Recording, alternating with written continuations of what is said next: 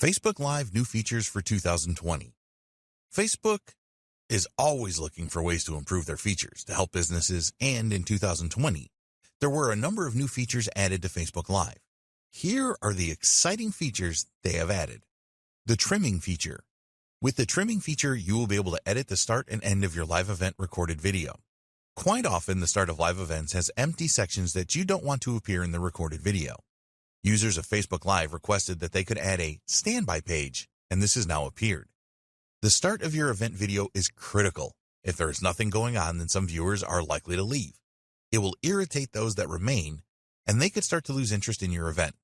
So, use the new trim feature so that you can make the start of your event videos better and to cut away any worthless footage at the end. Duration now extended. This is a new feature that may not be of any consequence to you at all, but we wanted to make you aware of it. The maximum duration for a Facebook Live event has been extended from 4 hours to 8 hours. Facebook made this change in response to some broadcasters that needed it, such as those that use Facebook Live for sporting events, news events, and so on. It is extremely unlikely that you will want to create an event anywhere near 8 hours long for your business and brand. In fact, we strongly recommend that you do not make your events too long. Watch parties. This is definitely a new feature that you should take note of. People usually like to watch a video together with family and friends, and now you can use this feature for your Facebook Live events. Studies by Facebook have shown that when people watch a video with family and friends, they are likely to leave a comment by up to 8 times more than they would if they were watching a Facebook video alone. You can now schedule a watch party from your Facebook page prior to your Facebook Live event starting.